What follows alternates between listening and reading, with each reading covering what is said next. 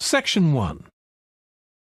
You will hear a phone conversation between Alex, an employee at a company called JPNW, and Martha, who wants to work as a trainee at the company. First, you have some time to look at questions 1 to 7.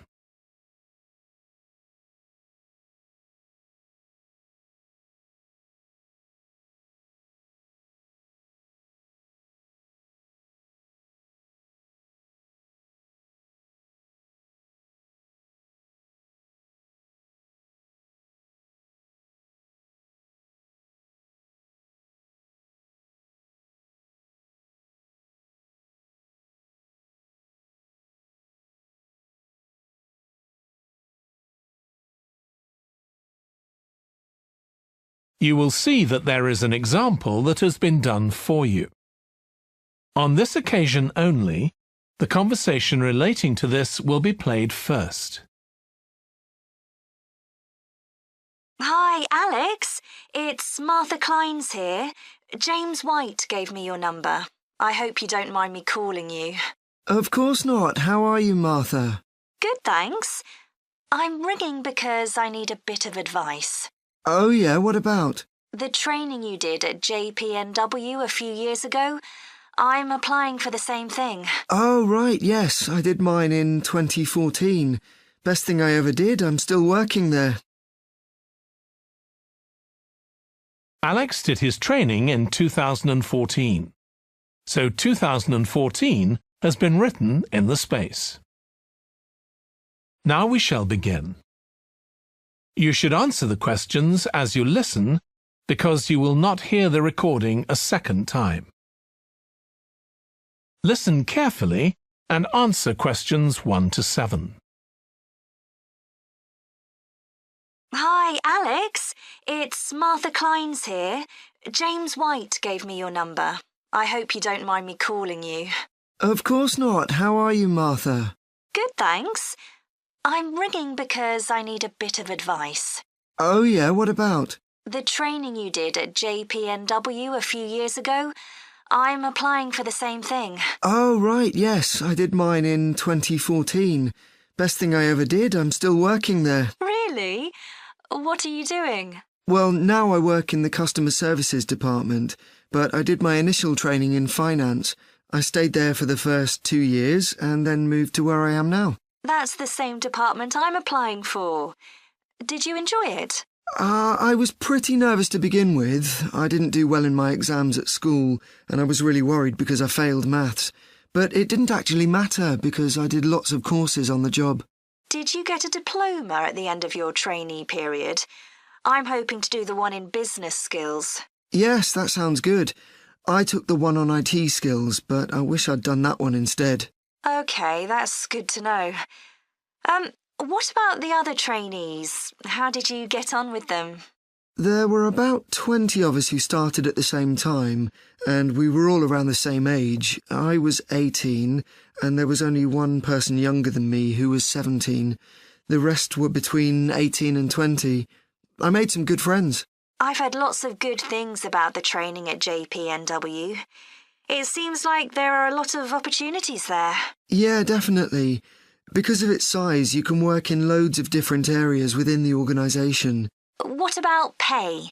I know you get a lower minimum wage than regular employees. That's right, which isn't great, but you get the same number of days holiday as everyone else, and the pay goes up massively if they offer you a job at the end of the training period.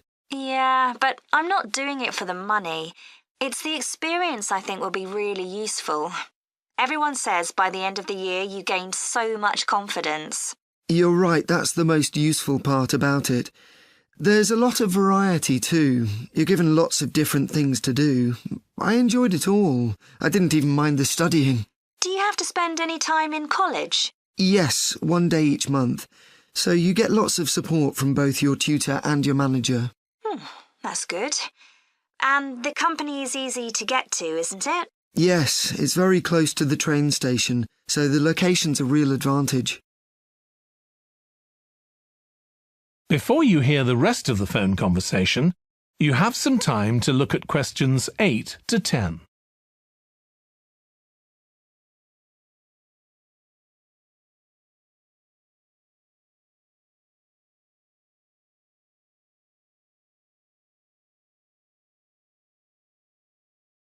Now listen and answer questions 8 to 10.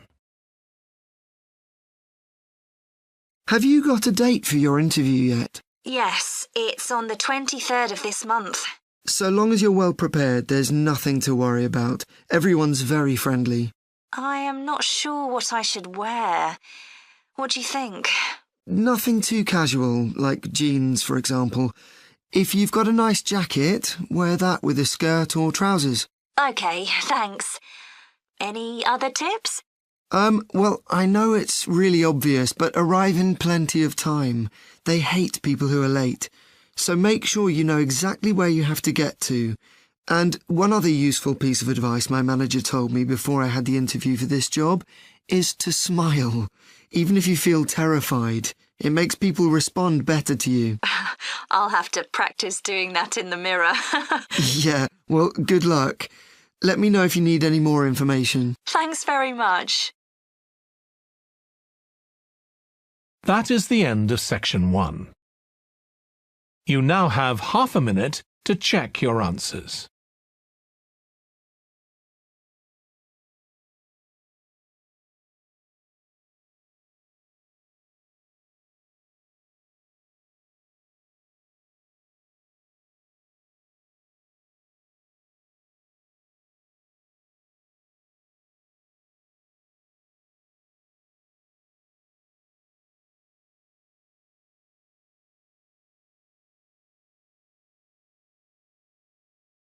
Now turn to section 2. Section 2. You will hear a woman called Annie, who works at the Snow Centre in New Zealand, welcoming a group of visitors to the centre. First, you have some time to look at questions 11 to 16.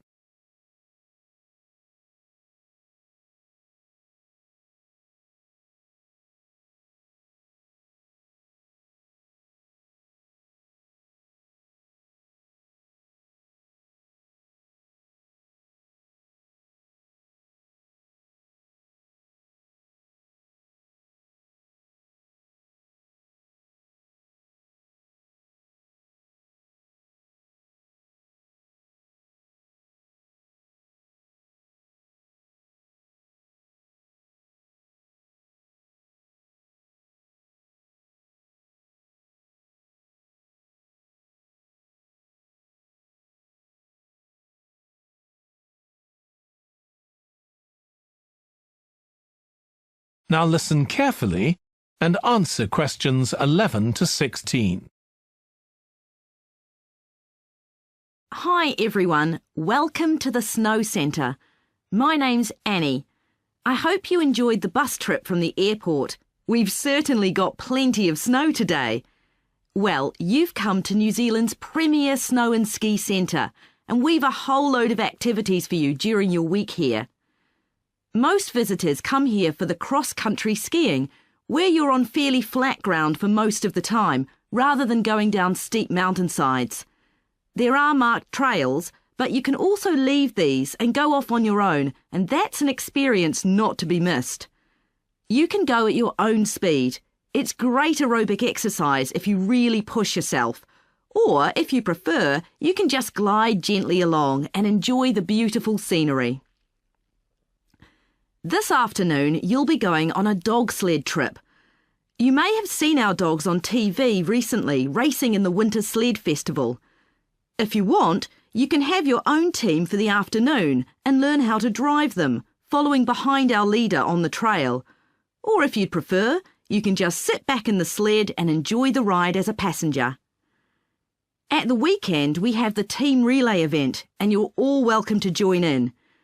We have a local school coming along, and a lot of the teachers are taking part too. Participation rather than winning is the main focus, and there's a medal for everyone who takes part.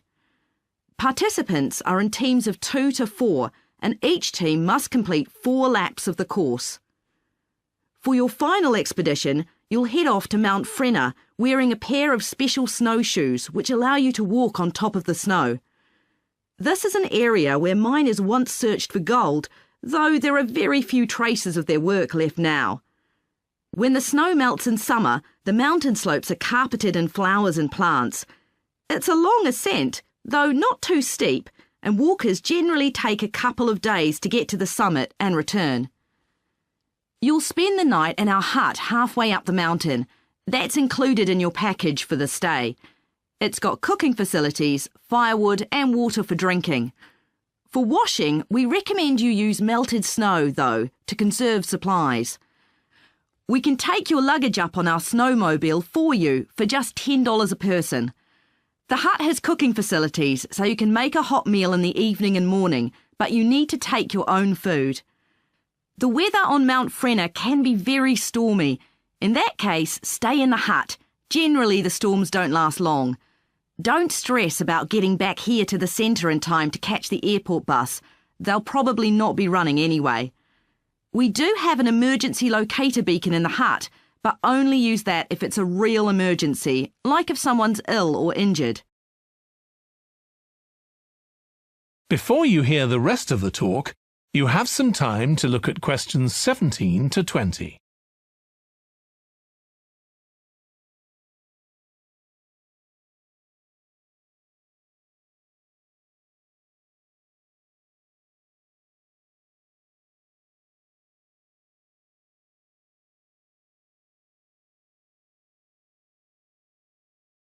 Now listen and answer questions 17 to 20. Now, let me tell you something about the different ski trails you can follow during your stay here. Highland Trail's directly accessible from where we are now. This trail's been designed to give first-timers an experience they'll enjoy regardless of their age or skill, but it's also ideal for experts to practice their technique. Then there's Pine Trail. If you're nervous about skiing, leave this one to the experts. You follow a steep valley looking right down on the river below. Scary! But if you've fully mastered the techniques needed for hills, it's great fun. Stony Trail's a good choice once you've got a general idea of the basics. There are 1 or 2 tricky sections, but nothing too challenging. There's a shelter halfway where you can sit and take a break and enjoy the afternoon sunshine. And finally, Losers Trail. This starts off following a gentle river valley, but the last part is quite exposed, so the snow conditions can be challenging. If it's snowing or windy, check with us before you set out to make sure the trail's open that day. Right, so now if you'd like to follow me, we'll get started. That is the end of section 2. You now have half a minute to check your answers.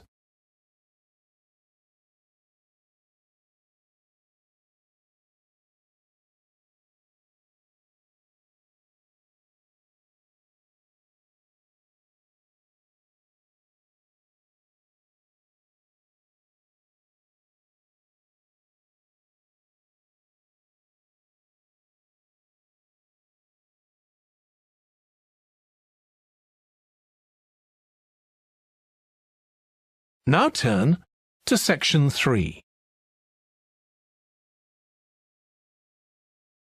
Section 3. You will hear 2 students called Jack and Alice discussing food labels that give information on the nutritional value of foods. First, you have some time to look at questions 21 to 26.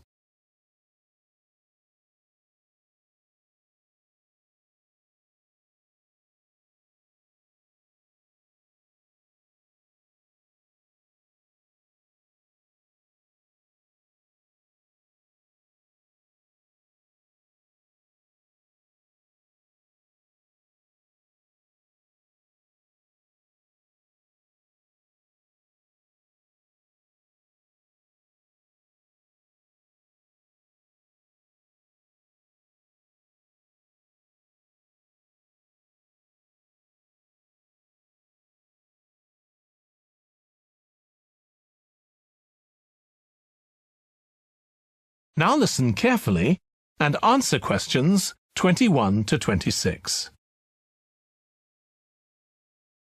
I still got loads to do for our report on nutritional food labels. Me too. What did you learn from doing the project about your own shopping habits?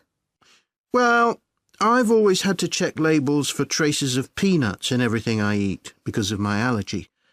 But beyond that, I've never really been concerned enough to check how healthy a product is. This project has actually taught me to read the labels much more carefully. I tended to believe claims on packaging, like low in fat.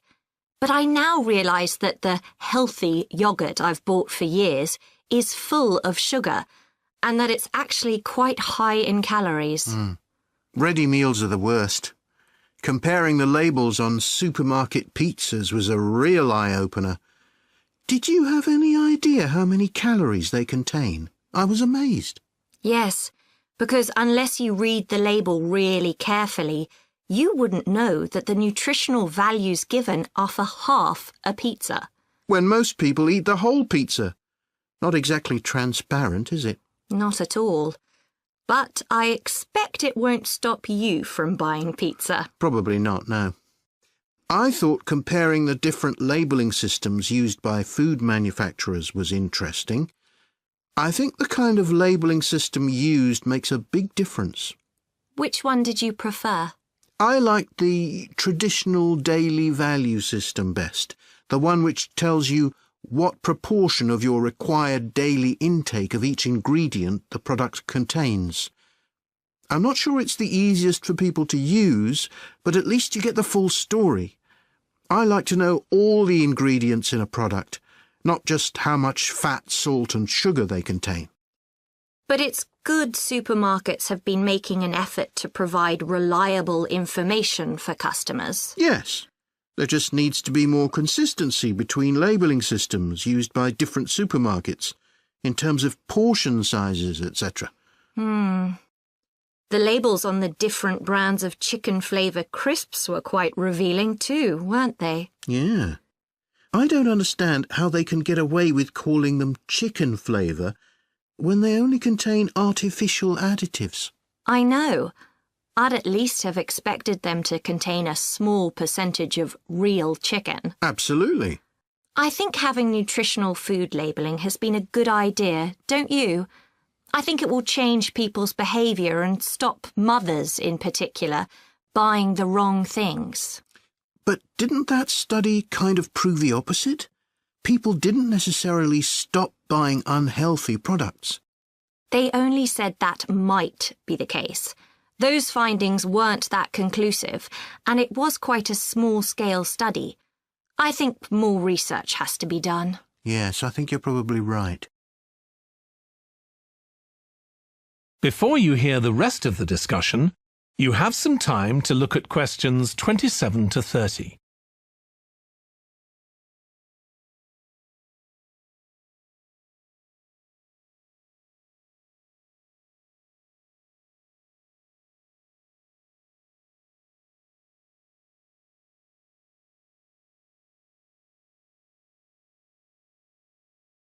Now listen and answer questions 27 to 30. What do you think of the traffic light system? I think supermarkets like the idea of having a colour-coded system, red, orange or green, for levels of fat, sugar and salt in a product. But it's not been adopted universally, and not on all products. Why do you suppose that is? Pressure from the food manufacturers. Hardly surprising that some of them are opposed to flagging up how unhealthy their products are. I'd have thought it would have been compulsory. It seems ridiculous it isn't. I know. And what I couldn't get over is the fact that it was brought in without enough consultation. A lot of experts had deep reservations about it. That is a bit weird. I suppose there's an argument for doing the research now when consumers are familiar with this system. Yeah, maybe. The participants in the survey were quite positive about the traffic light system. But I don't think they targeted the right people. They should have focused on people with low literacy levels, because these labels are designed to be accessible to them. Yeah. But it's good to get feedback from all socio-economic groups, and there wasn't much variation in their responses. No. But if they hadn't interviewed participants face to face, they could have used a much bigger sample size. I wonder why they chose that method. Dunno.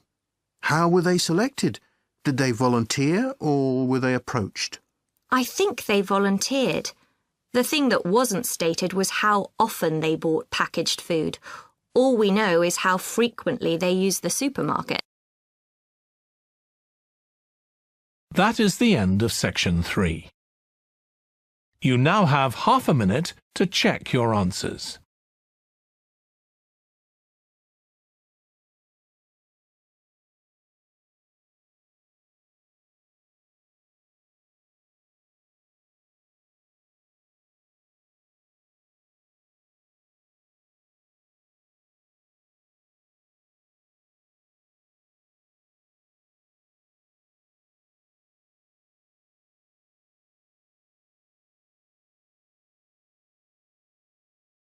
Now turn to section 4. Section 4. You will hear part of a presentation by a history student about the history of coffee. First, you have some time to look at questions 31 to 40.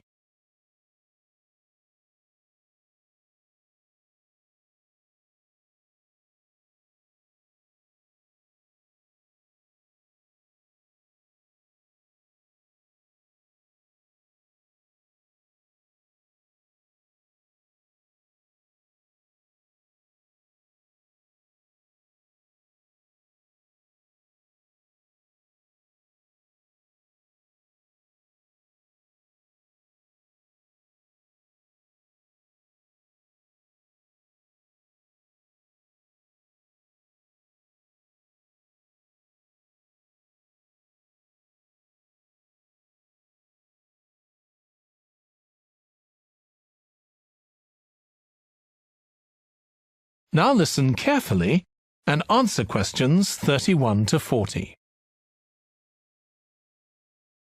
In my presentation, I'm going to talk about coffee and its importance both in economic and social terms. We think it was first drunk in the Arab world, but there's hardly any documentary evidence of it before the 1500s, although of course that doesn't mean that people didn't know about it before then. However, there is evidence that coffee was originally gathered from bushes growing wild in Ethiopia, in the northeast of Africa. In the early 16th century, it was being bought by traders, and gradually its use as a drink spread throughout the Middle East. It's also known that in 1522, in the Turkish city of Constantinople, which was the centre of the Ottoman Empire, the court physician approved its use as a medicine. By the mid-1500s, coffee bushes were being cultivated in the Yemen, and for the next 100 years, this region produced most of the coffee drunk in Africa and the Arab world. What's particularly interesting about coffee is its effect on social life. It was rarely drunk at home, but instead, people went to coffee houses to drink it. These people, usually men, would meet to drink coffee and chat about issues of the day. But at the time, this chance to share ideas and opinions was seen as something that was potentially dangerous. And in 1623, the ruler of Constantinople demanded the destruction of all the coffee houses in the city, although after his death, many new ones opened, and coffee consumption continued. In the 17th century, coffee drinking spread to Europe, and here too, coffee shops became places where ordinary people, nearly always men, could meet to exchange ideas. Because of this, some people said that these places performed a similar function to universities. The opportunity they provided for people to meet together outside their own homes and to discuss the topics of the day had an enormous impact on social life, and many social movements and political developments had their origins in coffeehouse discussions.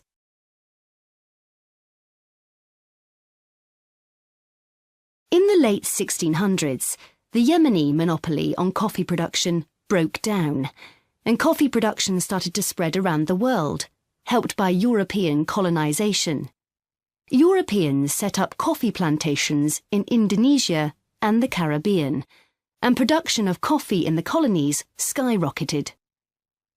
Different types of coffee were produced in different areas, and it's interesting that the names given to these different types, like Mocha or Java coffee, were often taken from the port they were shipped to Europe from.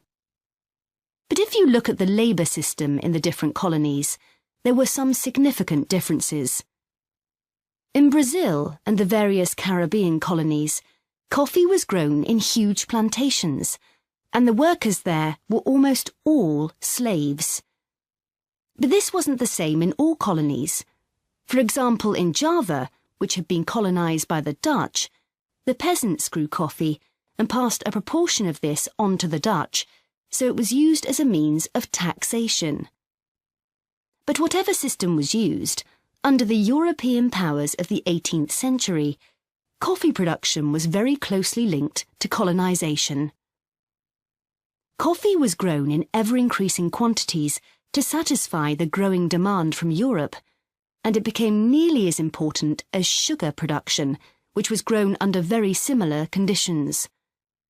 However, coffee prices were not yet low enough for people to drink it regularly at home, so most coffee consumption still took place in public coffee houses, and it still remained something of a luxury item. In Britain, however, a new drink was introduced from China and started to become popular, gradually taking over from coffee, although at first it was so expensive that only the upper classes could afford it. This was tea, and by the late 1700s it was being widely drunk. However, when the USA gained independence from Britain in 1776, they identified this drink with Britain, and coffee remained the preferred drink in the USA, as it still is today. So, by the early 19th century, coffee was already being widely produced and consumed. But during this century, production boomed, and coffee prices started to fall. This was partly because new types of transportation had been developed, which were cheaper and more efficient. So now, working people could afford to buy coffee. It wasn't just a drink for the middle classes. And this was at a time when large parts of Europe were starting to work in industries. And sometimes this meant their work didn't stop when it got dark. They might have to continue throughout the night. So the use of coffee as a stimulant became important. It wasn't just a drink people drank in the morning for breakfast. There were also changes in cultivation. That is the end of section 4. You now have half a minute to check your answers.